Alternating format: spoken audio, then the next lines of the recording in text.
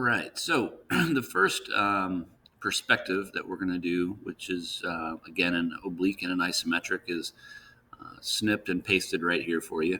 And so this shows you the multi-view of the object. Very straightforward. And again, I think the best method you always have is to go ahead and look at the overall size of the object at its largest, and then kind of pare it down from there. So this object is 1, 2, 3, 4, 5, 6. It looks like it's 7 in length, 4 in width, and the height is 5. So that's kind of one way we can start. But what I'm going to do is use my top, and I think we'll talk about it in class. But the way I really think about putting these together is like Lego blocks. So think about the graph paper in this is if you guys ever played with the one of the Lego castles, right? The biggest piece, the biggest thinnest piece was usually green, and that's the part that all the bricks stuck down onto. So you can kind of think about these lines from your top view being the first row of bricks that define the shape of the castle. Okay, and then just a reminder. So any line that we're going to draw in perspective that shoots up in this direction is going to be at a 30-degree angle relative to the x-axis. And any one in this direction is also in a 30-degree angle relative to the x-axis. This will only be for the isometric view. But remember that in order to do that, you have to type in these distance formulas. So you use the at symbol. You don't use the word distance. You type in, if you wanted this to be 10, you say at 10. Use the less than symbol for angle, and then 150. And that sends you over in this direction. On this side, at distance, less than symbol, 30. And that sends you in this direction, okay? So we will go ahead and do this. And they're showing me the left, the front, and the top.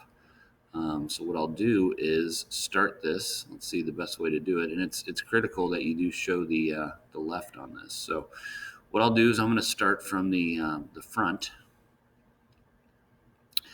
and I'm going to say, okay, I have to have a line let's see, it goes over 1, 2, 3, 4, 5. It goes back 2, over 2, back 2. So I'll go, okay, over 5. Sure did not look like 5, but maybe it's just that my drawing is so big. Let's go ahead and shrink this down a little bit. Okay, so I'll try this again. So I'll say line, and I'm using the top as my guide, okay? So the line is over 5, and then I need to go back 2, so I'm working into this notch here. So I go at 2, angle 30. I'm going to go back 2 again. And at this point, I really don't need to copy. I don't really need to draw that next line at 2 because I already have one. Okay. Now, I know that if this is 5 and this is 2, then I must have a line that's 7 over here. Okay. And some of these, like the stair step one that I drew as a demo, I didn't need to draw what I couldn't see. Okay. Like this and this, that are they're there, but you can't see them. In this case, I do need to connect the dots. I need this point over here to get the height built, okay? So what I'm going to do now is come up, and I see that I have a height of 5, and then it looks like it goes over 2. All right, so let's just do this. So I'll go up 5, and I'm going to go over 2. Then I get into this angled portion, which is going down, and I haven't quite figured that out yet, so I'm going to leave it alone. I know I have the same thing happening up front, so I'll just go ahead and take this and place it up front, okay? This is where sometimes people might be tempted to offset, and they're like, okay, I can already see, because in multi-views, I have these vertical parts here. They're a thickness of 1, so sometimes people will say, okay, I'll just offset that. I learned that before. When you offset it, you can't offset parallel to this 30-degree vanishing line. So we'll have to do something a little bit different for that, all right?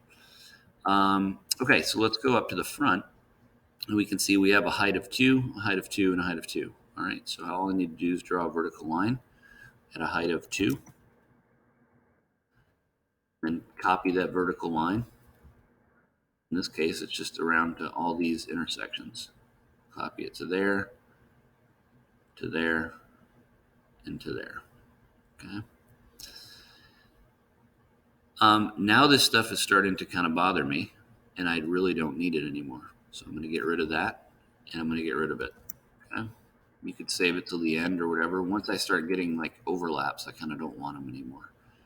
So I'm just going to copy this whole thing because that shape is duplicated up there. Okay. And one mistake that people tend to make on this one is they see this and they want to connect the dots all the way out to here. Okay. Look back at this and see that it does go over. It's like a shelf kind of a deal where it goes over towards the angle before anything starts angling. Now I can go ahead and grab this and voila. Okay, so I've got most of it done at this point. I need to have a line. I need to show. So we said offset wouldn't work. So I need a line that's going to be at 1 angle 30. Okay.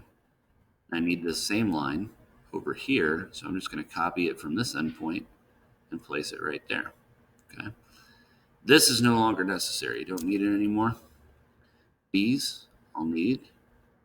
And I'm just going to go ahead and drop them right here. Drop them right there. And you can see, I already have that, that piece in place. So I just need to go ahead and delete that and copy this over. Voila. Now this is a little bit misleading.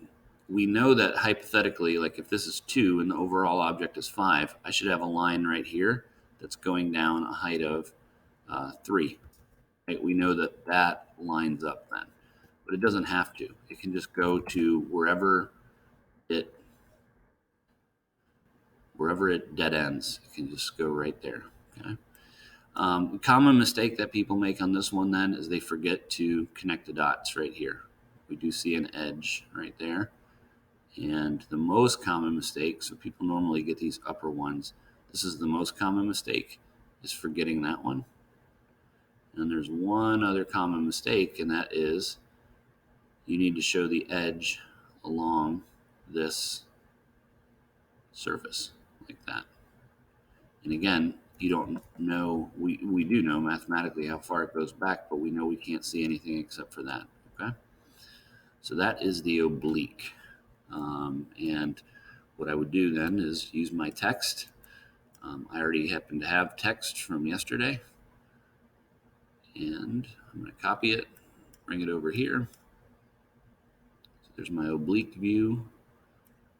And I will come back on another video and do the isometric version and put a dimension on both of these. Actually, you know what? Let's just put a dimension on this right now. So what I would like dimensioned on this would be, let's see, let's dimension this right here.